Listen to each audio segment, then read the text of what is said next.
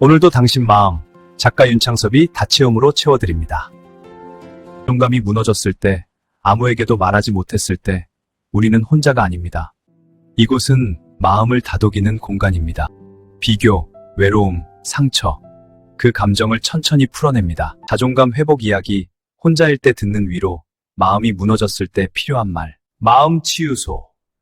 오늘도 당신 곁에 있습니다. 여러분, 혹시 오늘 아침에 알람 소리를 듣고 눈을 떴을 때, 이대로 세상이 멸망해버렸으면 좋겠다라거나, 차라리 어디 작게 교통사고라도 나서 병원에 며칠 가만히 누워있고 싶다. 이런 끔찍한 상상 한 번쯤 해보신 적 있으신가요? 네, 방금 제 얘기에 흠칫 놀라신 분들 분명 계실 텐데요. 너무 자책하지 마세요. 그 무서운 생각은 여러분이 미쳤거나 나빠서가 아니라 지금까지 스스로의 영혼을 갉아먹으며 벼랑 끝에서 버텨왔다는 가장 충격적이고도 확실한 증거니까요. 안녕하세요. 오늘 여러분의 지친 마음을 찬찬히 들여다볼 다정한 진행자입니다. 그리고 제 옆에는 오늘 여러분을 따뜻한 찻집으로 안내해 주실 상담사님 나와 계십니다. 네, 안녕하세요. 마음을 위로하는 상담사입니다. 방금 오프닝 들으면서 속으로 내 얘긴데? 하신 분들 참 많으실 거예요. 오늘 저희가 아주 차분하고 느린 호흡으로 따뜻한 차 한 잔 마시듯 여러분의 그 텅 빈 마음을 다시 채우는 방법에 대해 깊이 있는 대화를 나눠보려고 합니다. 네, 좋습니다. 오늘의 설에서는 최근 우리 사회에 아주 큰 공감을 일으키고 있는 윤창섭 작가 제시한 내용 검토하면서 진행하겠습니다. 번아웃, 즉 완전히 방전된 상태에서 어떻게 완벽하게 다시 일어설 수 있는지 그 패러다임의 전환을 차근차근 짚어보죠. 우리 시청자분들께 먼저 하나 여쭤보고 싶어요. 최근 들어서 정말 아무런 이유도 없이 몸이 천근만근 무겁고 극심한 피로를 느끼신 적 있으신가요? 정말 많죠. 해야 할 업무량은 늘 똑같은데 이상하게 엑셀창 하나 띄우는 것조차 너무 버거운 그런 날들이요. 누군가 무심코 던진 가벼운 농담에도 평소와 다르게 왈칵 상처를 받기도 하고요. 맞아요. 겉으로는 멀쩡하게 출근도 하고 웃으면서 대화도 하니까 남들은 전혀 모릅니다. 그런데 퇴근하고 집에 와서 현관문을 딱 닫는 순간 마치 전원 플러그가 뽑힌 것처럼 털썩 주저앉아 버리는 거죠. 혼자 있는 시간조차 편안하지 않고 가슴 한구석이 텅 빈 느낌이 드는 상태입니다. 그런데 참 슬픈 건 많은 분들이 이런 증상을 겪으면서 내가 요새 의지가 너무 약해졌어. 내가 배가 불렀지 하면서 스스로를 탓한다는 거예요. 네, 절대 그렇지 않습니다. 오늘 이 시간을 통해 꼭 안아드리면서 말씀드리고 싶어요. 여러분의 에너지가 고갈된 건 여러분의 성격에 결함이 있거나 실패자라서가 아닙니다. 그저 혼자서 너무 많은 짐을 지고 에너지를 너무 많이 써버린 것뿐이에요. 자, 화면에 띄워진 이 문장을 한번 보시죠. 마음은 기계가 아닙니다. 어떻게 보면 너무 당연한 말인데 이상하게 큰 위로가 되네요. 그렇죠. 여러분, 우리가 감기에 심하게 걸려서 열이 펄펄 끓거나 걷다가 발목을 삐끗하면 어떻게 하나요? 당연히 병원에 가고 약을 먹고 따뜻한 방에서 쉬잖아요. 누구도 다친 다리를 질타하며 당장 뛰라고 하지 않습니다. 네, 맞아요. 당장 깁스를 하고 움직임을 멈춰야죠. 그런데요, 참 이상하게도 우리는 마음이 아프고 찢어질 때는 스스로를 더 가혹하게 밀어붙입니다. 이 정도도 못 버텨? 남들도 다 힘들게 살아 하면서 말이죠. 하지만 우리의 마음은 한번 태엽을 감으면 무한대로 돌아가는 연구기관 기계가 아닙니다. 여러분이 매일 밤 머리맡에서 스마트폰을 충전기에 꽂듯 우리의 감정 배터리도 제대로 기능하기 위해서는 의도적이고 아주 규칙적인 충전 시간이 반드시 필요합니다. 안 그러면 완전히 방전되어서 아예 전원이 켜지지도 않게 되니까요. 방금 상담사님이 방전이라는 표현을 쓰셨는데요. 저는 이 슬라이드의 비교가 너무 와닿습니다. 우리가 흔히 자책하며 부르는 게으름과 진짜 방전은 완전히 다른 거군요. 완전히 다릅니다. 이 두 가지를 헷갈리는 순간부터 우리의 불행이 시작된다고 해도 과언이 아니에요. 게으름은 말 그대로 무언가를 하기 싫어서 안 하는 일종의 태도 문제일 수 있습니다. 하지만 번아웃, 즉 방전은 우리 몸과 마음의 시스템을 돌리는 인지 배터리가 말 그대로 0%가 된 고갈 상태입니다. 시스템적인 고갈? 그러니까 자동차로 치면 기름통이 완전히 텅 비어버려서 차가 퍼진 거네요? 아주 정확한 비유예요. 기름이 없어서 차가 멈춘 건데 운전자인 자신에게 너는 왜 달리지 못하냐고 소리치고 발길질을 하는 격이죠. 직장에서 화나는 걸 꾹 참는 데에도, 슬픈데 괜찮은 척 웃어 넘기는 데에도, 억울함을 속으로 삼키는 데에도 우리 뇌는 엄청난 에너지를 씁니다. 지금 이 방송을 보시며 무기력함을 느끼는 분들, 당신은 결코 게으른 게 아닙니다. 단지 아주 오랫동안 남들 모르게 묵묵히 여러분의 에너지를 마지막 한 방울까지 쥐어 짜내며 버텨온 것뿐이에요. 너무 애쓰셨습니다.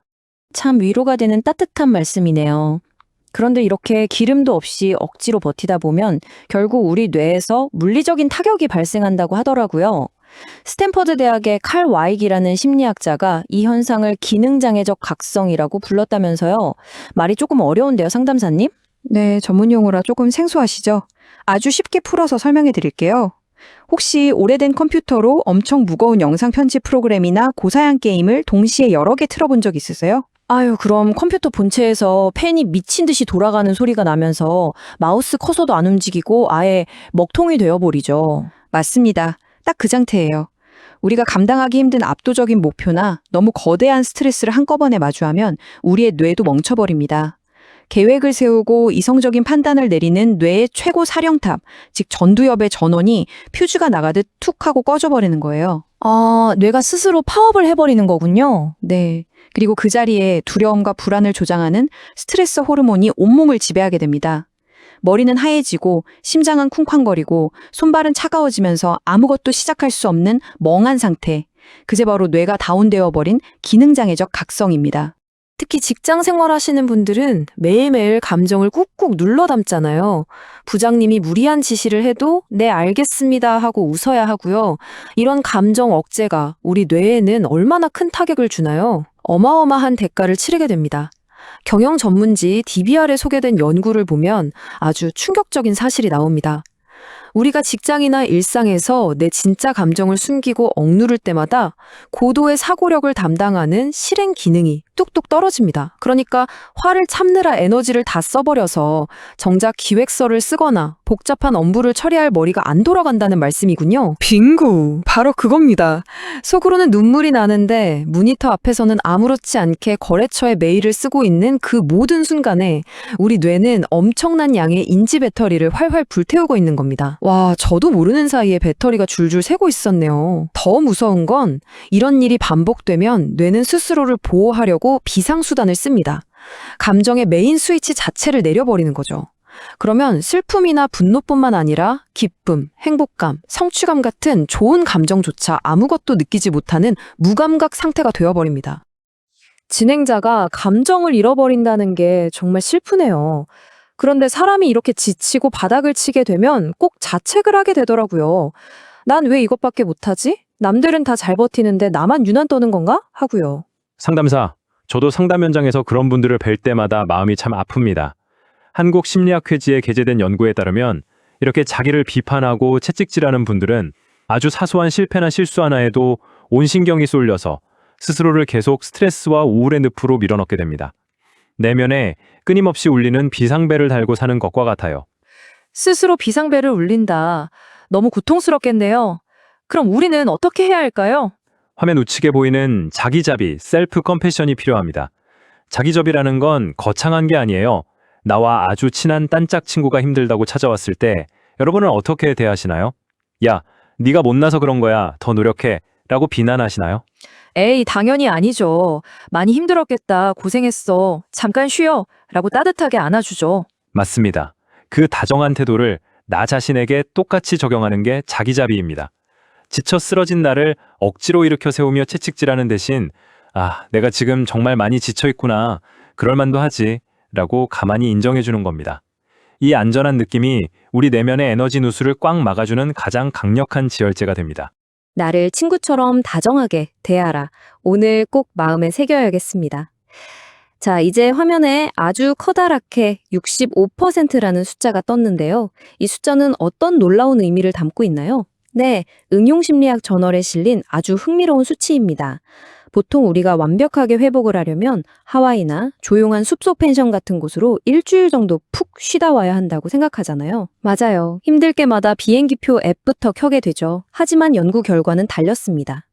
일과 중에 단 몇 분이라도 아주 짧게 마이크로 회복, 마이크로 리커버리 시간을 의도적으로 갖는 직장인들이 그런 시간 없이 일만 하는 사람들에 비해 회복 탄력성이 무려 65%나 더 높았고요.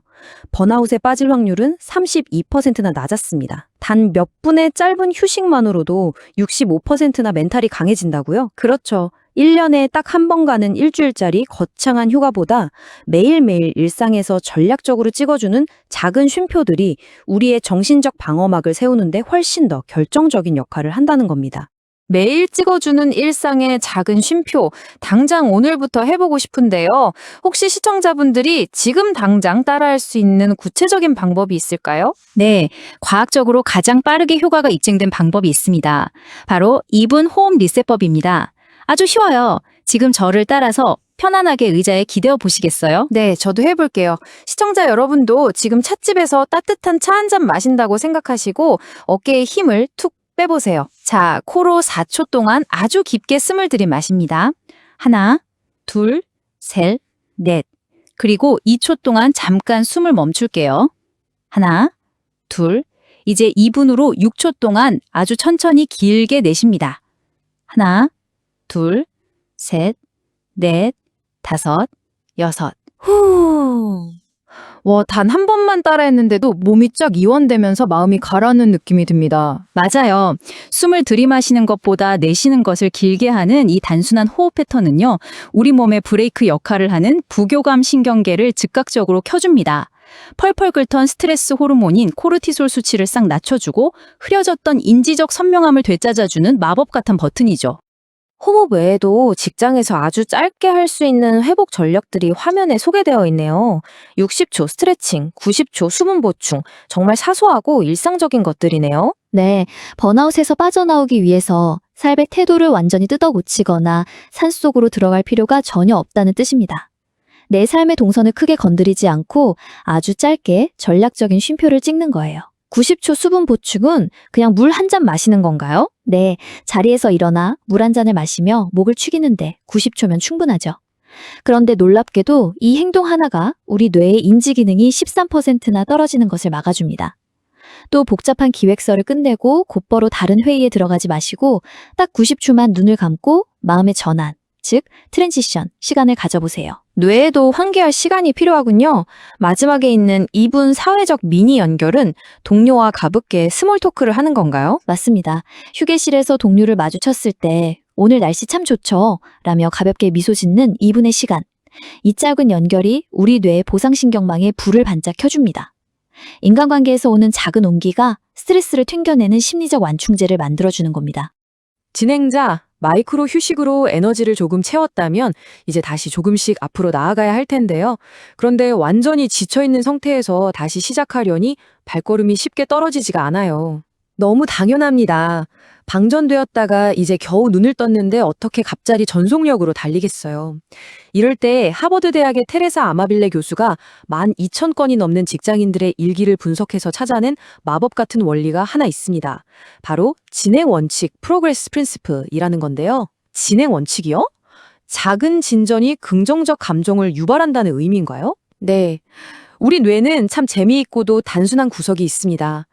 우리가 로또에 당첨되거나 엄청난 대형 프로젝트를 성공시켰을 때 뿜어내는 쾌감 호르몬인 도파민의 양과요.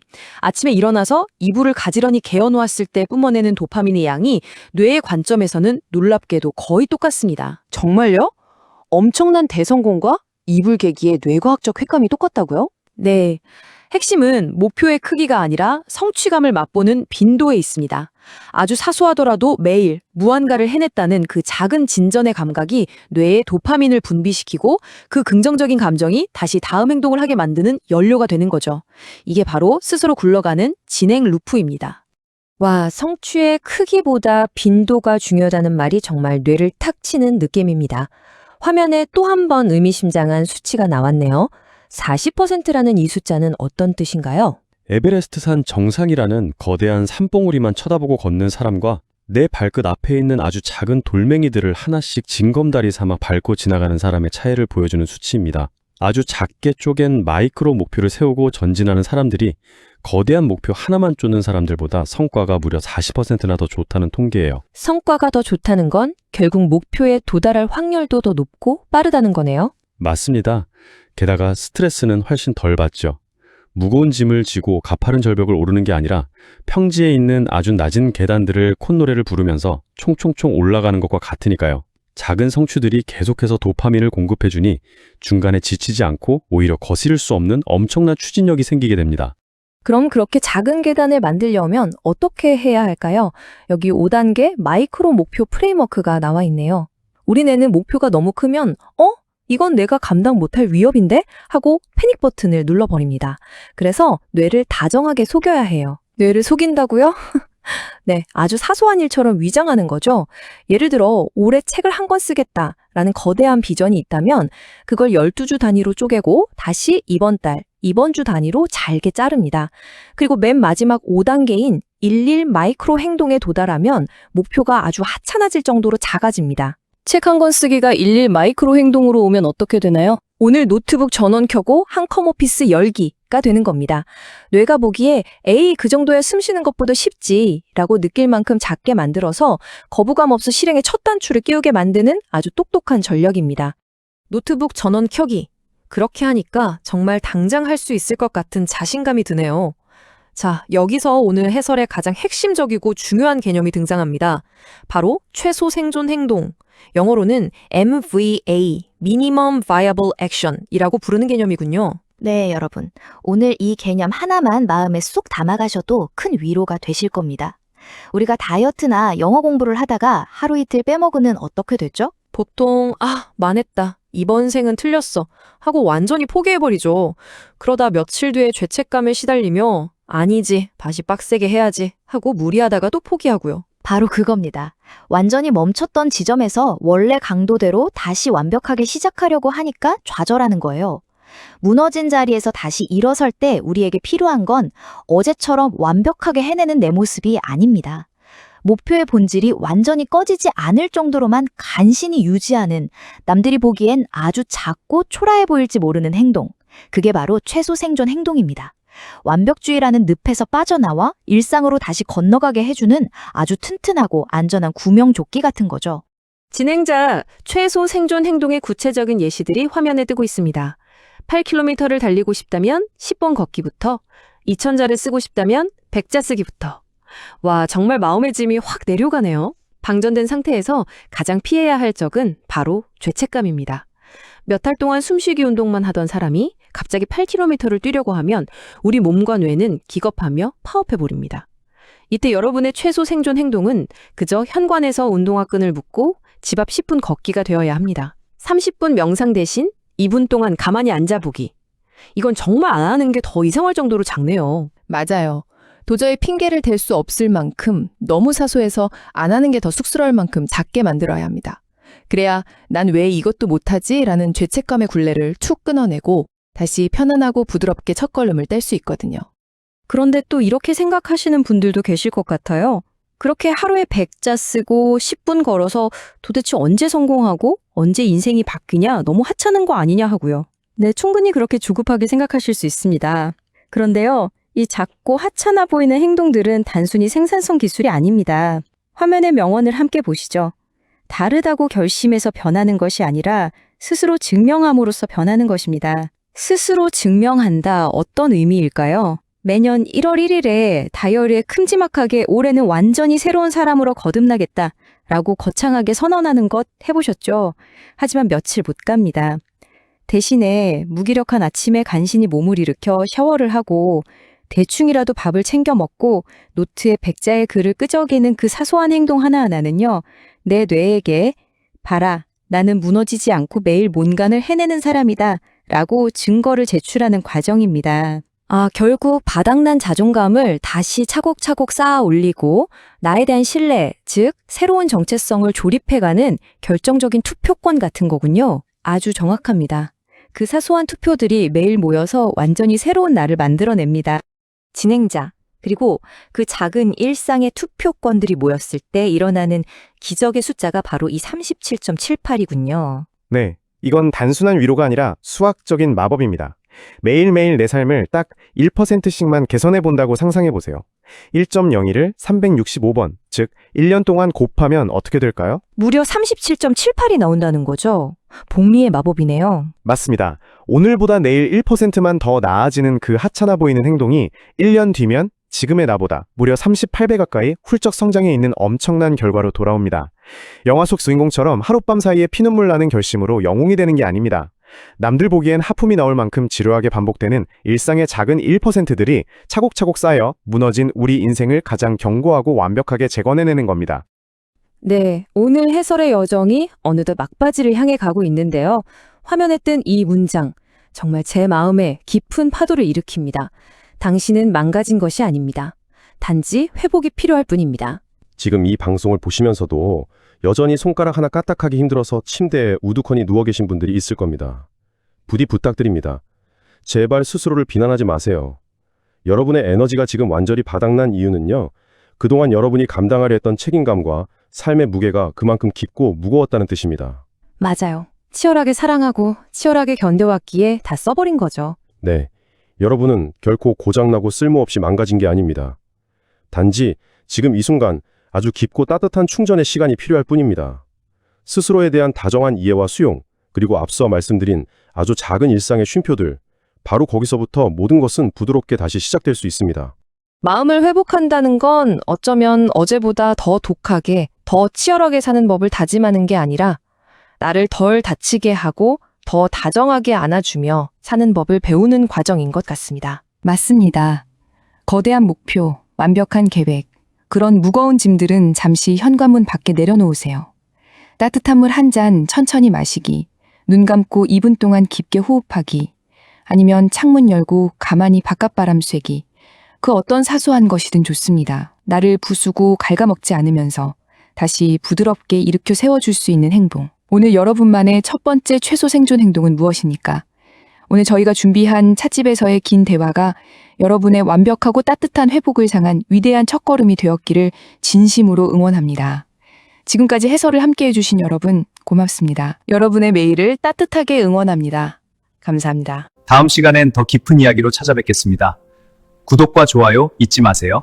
인도사의 역사 비사와 다채움의 마음 치유소를 구독과 좋아요 많이 해주세요.